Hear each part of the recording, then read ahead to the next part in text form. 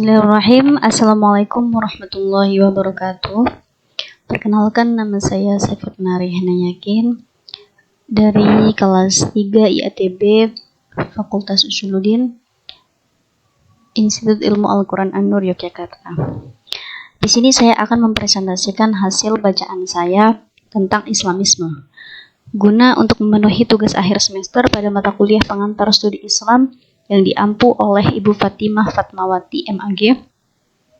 Dan langsung saja, sebelum memasuki pembahasan inti, saya akan memberikan pandangan kepada audiens.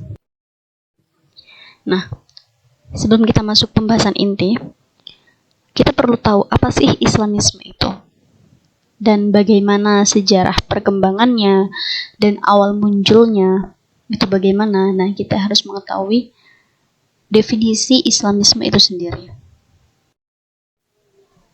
Nah, selanjutnya pengertian Islamisme. Islamisme adalah merupakan kumpulan muslim yang patuh terhadap ajaran Islam, namun mereka sangat ekstrim, literal, statis, dan kaku dalam memahami ajaran Islam, itu Al-Quran, serta menolak golongan muslim lain yang berbeda dengan faham Islam yang sudah mereka anut. Nah, jadi ternyata memang Islamisme itu memiliki banyak nama kata lain. Di antaranya ada juga yang menyebutnya dengan kata Islamisme, ada juga yang menyebut dengan kata ekstremisme, liberalisme, dan sebagainya. Nah, dan berbagai macam lainnya. Sehingga sebenarnya mungkin istilah ini sudah tidak asing didengar, tetapi menggunakan kata lain, menggunakan istilah lain seperti ekstremisme atau liberalisme. Nah, Islamisme itu juga bisa diartikan sebagai pemahaman agama Islam dalam bentuk tatanan sebuah negara, yaitu negara Islam. Dan kelompok Islamisme ini telah mengidolakan Islam pada zaman Nabi SAW. Nah, jadi kalau dilihat dari namanya kan Islamisme. Nah, jadi mereka itu termasuk kelompok muslim, orang Islam, tetapi keislamannya itu yang terlalu ekstrim sehingga mereka ingin membuat negara ini menjadi negara Islam. Dan sama halnya dengan negara ketika di zaman Nabi. Jadi mereka memang sudah memiliki tujuan mengapa mereka membuat adanya kelompok Islamisme ini. Gitu. Dan ini diambil dari jurnal Islamisme. Selanjutnya, sejarah Islamisme. Nah, bagaimana sih sejarah munculnya Islamisme pertama kali? Tuh. Nah, jadi gerakan Islamisme atau radikalisme dalam Islam telah muncul di masa Khalifah Ali bin Abi Thalib dengan munculnya golongan Khawarij yang memberontak atas ketidaksetujuannya dengan tahkim yang memenangkan musuh, yakni dari kelompok Muawiyah. Kelompok Khawarij ini digolongkan sebagai golongan radikalisme Islam klasik. Dan dapat diketahui bahwa cikal bakal lahirnya organisasi Islam radikal kontemporer adalah bersumber dari sejarah Islam itu sendiri, yang mulanya dipelopori oleh kelompok Khawarij yang keras kepala dan tidak mengenal kompromi dan dialog. Kelompok inilah yang kemudian sekarang bermetamorfosis dalam bentuk Hizbut Tahrir Indonesia atau biasa disebut dengan HTI, MMI, dan Ansarut Tauhid, bahkan juga Front Pembela Islam. Nah, jadi suatu hal yang melatar belakangi munculnya kelompok-kelompok Islamisme ini ternyata sudah ada sejak zamannya Nabi Muhammad, yaitu pada masa ketika Ali bin Abi Thalib yang digolongkan dengan golongan Khawarij yang memberontak dengan tahkim yang memenangkan musuh. Dan hal inilah yang menjadi cikal bakal adanya kelompok Islamisme pada saat ini, seperti organisasi sekarang yaitu FPI, MMI, dan HTI.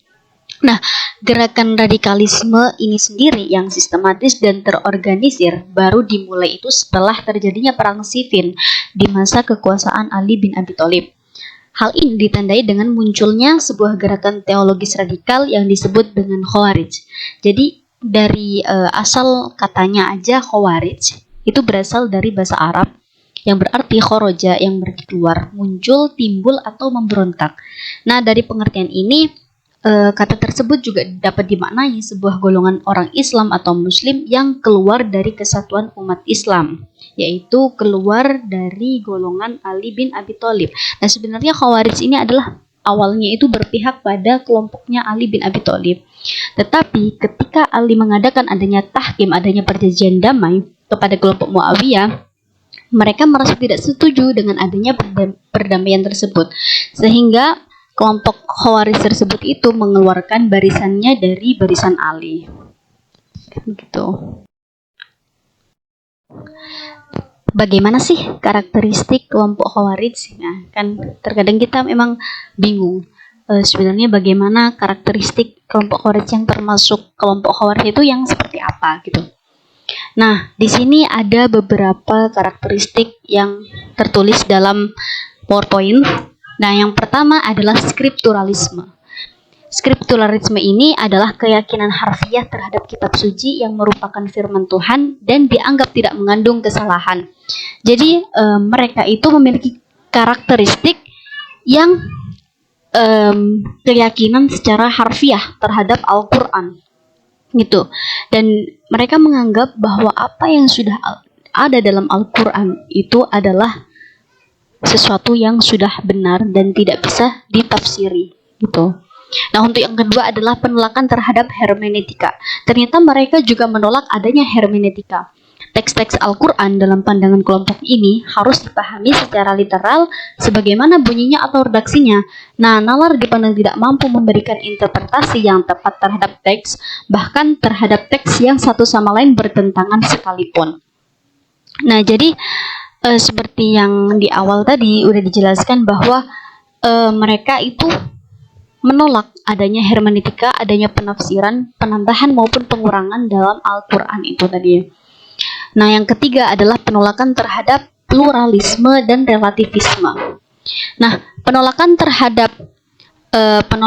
terhadap pluralisme dan relativisme itu yang dianggap merongrong kesucian teks.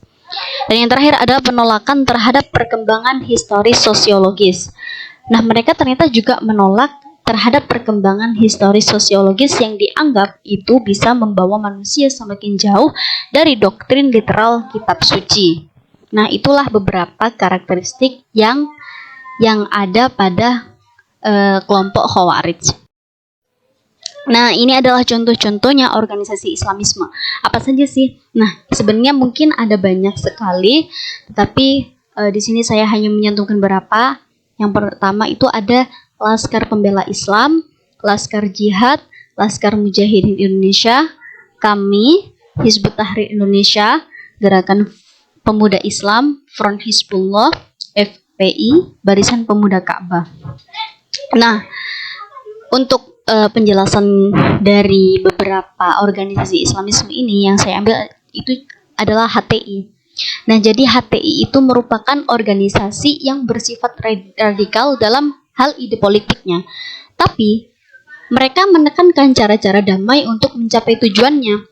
Nah, radikalismenya tergambar dari perjuangan HTI yang menginginkan perubahan politik fundamental melalui penghancuran total negara bangsa sekarang ini dan menggantinya dengan negara Islam baru di bawah satu komando khilafah.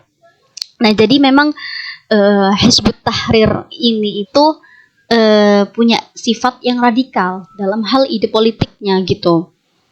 Nah, selanjutnya bagaimana sih perkembangan adanya kelompok Islamisme?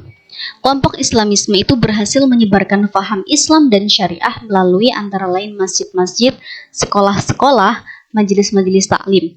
Nah, eksistensi dan perkembangan kelompok-kelompok Islamisme di Indonesia zaman ini sedang merasa tersanjung karena banyak mendapat dukungan dari para elit politik.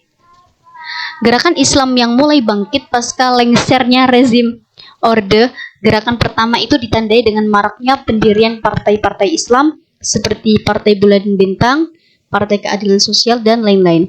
Nah, untuk gerakan kedua, mereka ditandai dengan munculnya ormas-ormas Islam seperti Front Pembela Islam, Laskar Jihad, Majelis Mujahidin Indonesia, dan Hizbut Tahrir Indonesia.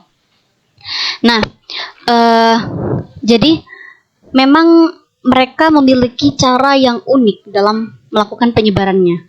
Jadi kelompok ini tuh memiliki banyak mendapat dukungan dari elit politik. Mengapa? Karena mereka itu seakan-akan dimanfaatkan oleh elit politik, tetapi mereka yang tak menyadari akan hal itu. Mereka memberikan janji manisnya dengan mengatakan jika saya menjadi seorang pemimpin, maka negara ini akan menjadi negara Islam yang sesuai dengan tujuan awal dari kelompok Islamisme ini. Jadi sehingga mereka sangat banyak mendapatkan dukungan dari para elit politik karena seperti itu tujuannya. Adanya pemanfaatan dari elit politik kepada kelompok-kelompok Islamisme dengan pemberian janji manisnya untuk menjadikan negara Indonesia ini menjadi negara Islam. Nah, bagaimana faktor penyebab munculnya Islamisme? Nah, yang pertama adalah dengan adanya peristiwa Khawarij.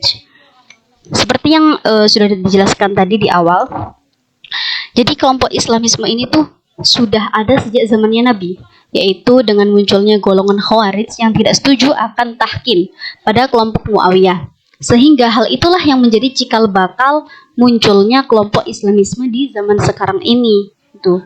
Jadi memang adanya suatu hal yang mempelopori adanya kelompok Islamisme ini adalah dengan munculnya Khawarij, dengan munculnya golongan pembela Ali yang mengeluarkan dari barisannya. Tuh. Nah, untuk yang kedua adalah praktek Islam yang dianggapnya benar, tidak salah, tidak bisa ditawar, tidak bisa diubah, bisa menyelamatkan, tidak ada unsur barat, betul-betul dari Tuhan dan tidak dipengaruhi oleh pemikiran manusia. Nah, jadi kelompok Khawarij itu menganggap praktek-praktek Islam yang sebenarnya benar, tapi mereka menganggapnya salah karena masih belum sesuai dengan praktek Islam di zaman Nabi. Jadi mereka itu menolak adanya Pancasila, adanya undang-undang karena mereka menganggap bahwa hal-hal yang ada dalam aturan negara itu tidak sesuai dengan syariat-syariat Islam, sehingga mereka menolak adanya Pancasila, undang-undang, hermeneutika, dan sebagainya. Tuh. Sebenarnya apa sih tujuan dari Islamisme itu? Nah, tujuan Islamisme itu untuk mengembalikan praktek berislam pada zaman sekarang untuk kembali kepada praktek berislam di zaman Nabi Shallallahu Alaihi Wasallam. Jadi memang dari tujuan awal sudah terlihat bahwa memang Islamisme ini, kelompok Islamisme adalah kelompok Muslim yang sifatnya radikal, yang sifatnya ekstrim, sehingga mereka memiliki tujuan untuk mengembalikan praktek berislam pada zaman sekarang dan untuk kembali seperti praktek berislam pada zaman Nabi. Karena mereka seperti merindukan akan sosok keislaman di zaman Rasulullah, sehingga mereka rindu mana Islamnya seperti zamannya Rasulullah. Tuh. Dan yang kedua adalah mendirikan tatanan negara Islam dan memobilisasi umat Islam dalam rangka membangun tatanan yang totaliter. Mereka juga ingin membangun adanya negara yang sesuai dengan syariat-syariat Islam di zaman Rasulullah, sehingga mereka mengatakan apa yang tidak ada di zaman Rasulullah adalah bid'ah. Dan sekian, terima kasih presentasi dari saya. Semoga bermanfaat. Wassalamualaikum warahmatullahi wabarakatuh.